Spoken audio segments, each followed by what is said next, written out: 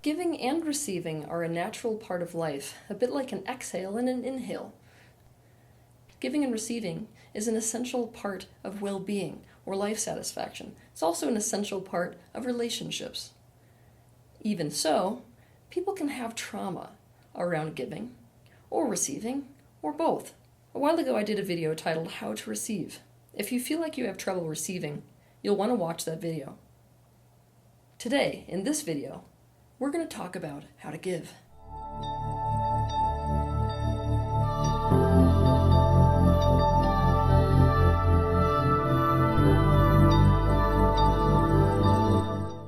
To give is to present, bestow, provide, deliver, hand over, commit, entrust, or transfer the possession of something voluntarily without expectation of compensation.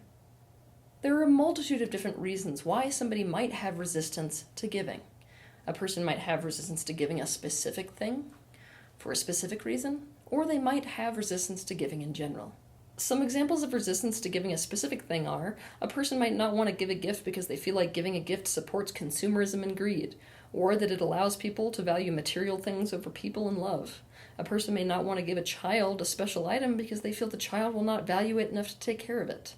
A person may not want to give a compliment on someone's work because they feel the compliment will cause them to stop striving for improvement and become lazy. A person might not want to give forgiveness because they feel that by doing so, they somehow condone the person's actions. A person may not want to give financial support because they fear it will inspire dependency. Some examples of resistance to giving in general are, we may feel like the law of the land in this world is every man for himself, and so because we expect to receive nothing from others, we're locked in personal survival mode and don't want to give any of our personal resources or energy away. We may fear that if we give something, a person will now expect that from us and become entitled, in which case we start to feel like rather than choosing to give something, others are taking it from us. We may have trauma relative to things that we give being received instead of rejected, and so we stopped giving and instead feel frozen at the idea of extending any part of our energy or resources to someone else when they could reject it. We may have so much trauma about giving and receiving being a manipulative tool used for control and abuse that we reject the idea of giving entirely. We may not want to give because we feel it sets off an awkward expectation of reciprocation in others. We may not want to give because we feel lack and starved and depleted, and we feel that only further depletion and further lack will come to us if we do give. Or that we genuinely have nothing to give. Because giving is like life's outbreath when it comes to energy, and because it's an essential element of life satisfaction, let's look at how to give. 1. The first step is resolving resistance relative to giving. Now this could be resolving resistance relative to giving a specific thing, or resolving resistance relative to giving in general, if giving is our issue. We need to dive as deep as we possibly can to gain awareness as to the why behind our resistance to giving. This is the only way to figure out how our perspective might need to change, or what we might need to do or not do differently. I don't want you to dive into this with this idea that I should give, or like on a mission to try to get yourself to want to give away something.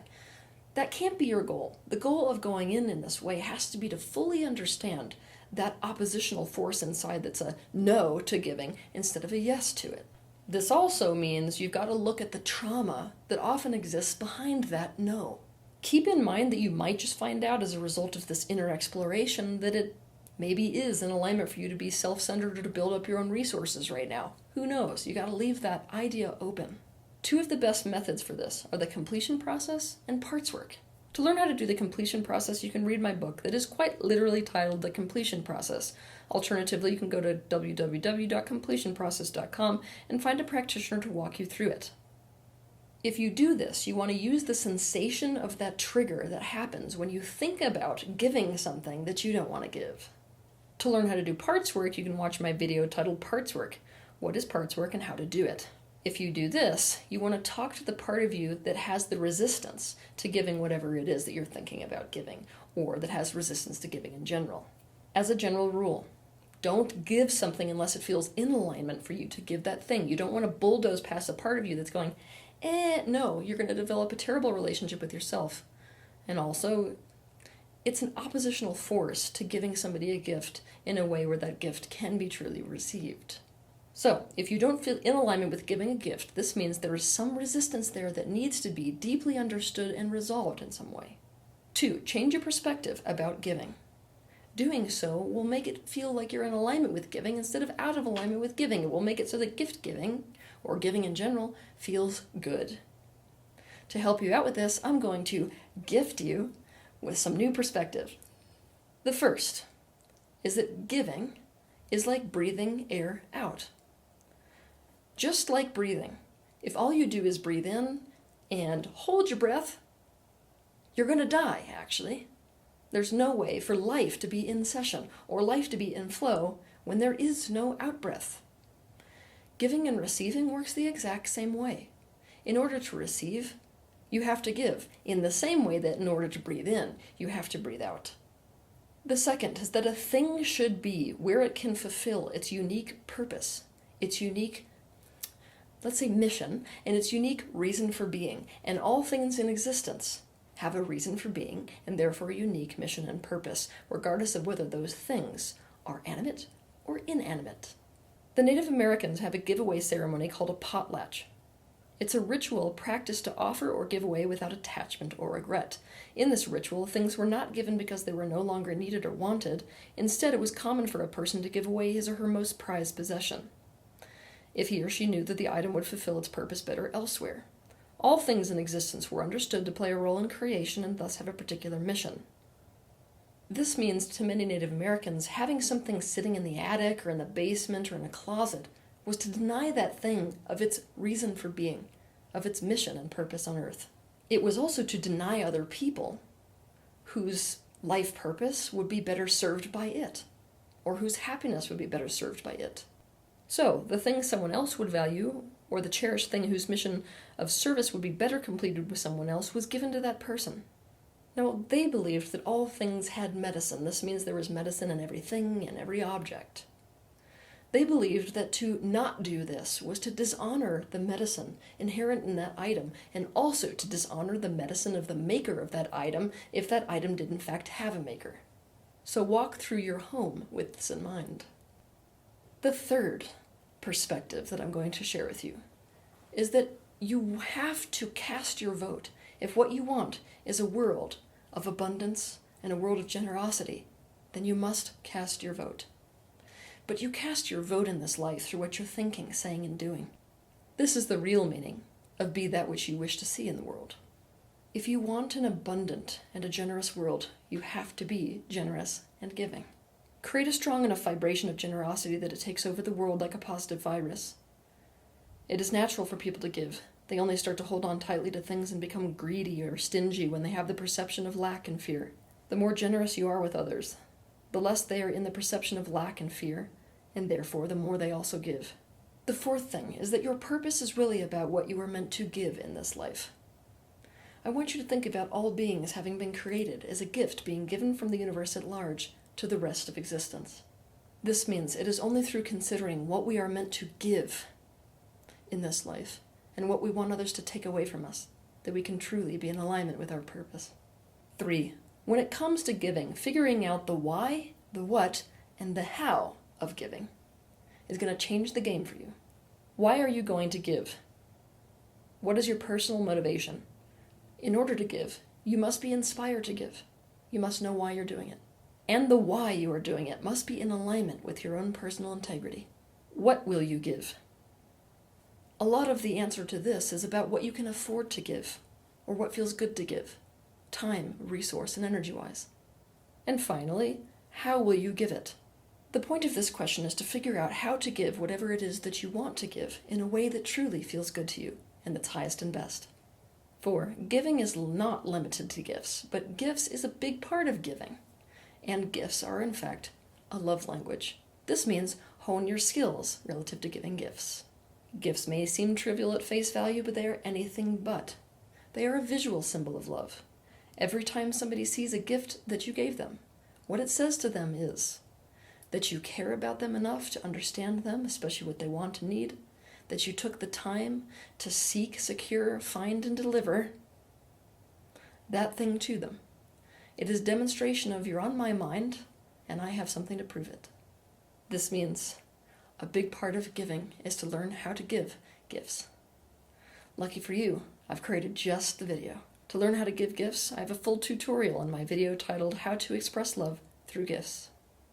5. We may struggle relative to giving because we have a limited perspective when it comes to giving, especially when it comes to what to give.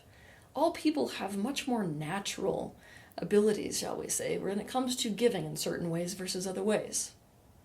Now, we can focus on improving the ways in which we give that don't necessarily come naturally to us. However, the majority of our focus should actually go towards giving in the ways that come to us most naturally and that feel the best to us specifically. I'm going to give you a few examples of some ways to give. You can give by providing. This means you could spend money on others or give them resources or things that they want or need. You could give your time, focus, and presence. This means you could spend time with someone, giving them your undivided attention. You could volunteer. This means you could give your energy to some cause. You could give help. This means you could lend your time and energy to assisting someone or something in some way. You could give physical touch. This means that you could use touch as a way of giving someone affection, comfort, and pleasure. You could give information, truth, and awareness. This means you could give your mental resources to someone so that they have more information. You could give kindness. This means that you could give small acts of kindness to those around you, such as opening doors, smiling at people, shoveling someone else's driveway, putting out bird seed, bringing a friend a treat, etc. You could give affirmation. This means you could give words to others in the form of affirmations, compliments, or other positive statements. You could give humor to others. This means you could make them smile or laugh. You could give yourself to others. This means you could be open, tell people stories and information and truths about yourself. You could give your talent. This means you could offer your talents or skills in ways that benefit others. For example, if your talent is photography, you could offer to take someone's photograph, or if your skill is herbal remedies, you could make someone a remedy. So think about how you like to give. What ways giving feels good to you. 6. When it comes to giving, it's very important to think about the recipient. You have to really deeply understand the recipient to know what it is that would most benefit them for you to give. It's important to think about what they want, what they need, what they would be delighted by. Much more so than what you think they want, what you think they should need, or what you think they should be delighted by. It is only by deeply understanding the recipient that you can find and understand the perfect thing and way to give. 7. Get rid of your expectations. Giving and receiving can only be pure when there's no strings attached. What this means is that you've got to create 2 camps in your life. This camp is for transactions. This camp is for giving/receiving. 2 different camps. There's nothing wrong with transaction. It simply has to be understood. It has to be expressed. It has to be out in the open, and it has to be mutually agreed upon. Giving, on the other hand, should not happen with the expectation of getting. If you're able to become a person who can give without expecting anything in return, then you're the kind of person who can rehabilitate the world, specifically relative to receiving. To get super clear about your expectations, you need to get super clear about what your motive is for giving someone something. Dare to be brutally honest with yourself, no matter how bad the answer might make you feel about yourself. It is better to be honest about an expectation or to not give something to someone at all than to give something that is laced with unexpressed and subconscious expectations. This is no different than handing somebody poison-laced water. 8. Take others as a part of yourself, and the impulse to give will be automatic. To love is to take something as a part of yourself. It is inclusive. It is the energetic movement towards oneness. When you take something and you include it as a part of you, all of a sudden their best interests become a part of your own best interests. The ultimate reality in this universe is that of oneness. We may perceive there to be separate things in the world, but this perception is an illusion. We are all comprised of the same energy that is merely expressing itself as different things. If you take something as a part of you, do not perceive yourself to be separate from that thing. You can also perceive it with more accuracy because of this. And because its best interests are a part of your own best interests, it means you will automatically have an impulse to give for the sake of someone else's best interests, as well as a better idea of what to give them. Never forget that to give is a natural impulse that comes as a result of loving something, and to love is a choice. No one has ever become poor by giving. In fact, giving has a way of making people simply richer and richer. Not just yourself, but everyone around you. For this reason, I'm going to end this episode with the wise words of Winston Churchill.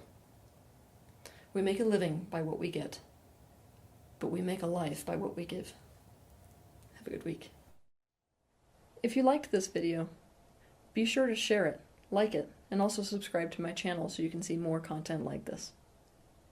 But I want to personally thank you for taking the initiative and having the bravery to step into the space of awareness, not only for yourself, but for the benefit of those around you.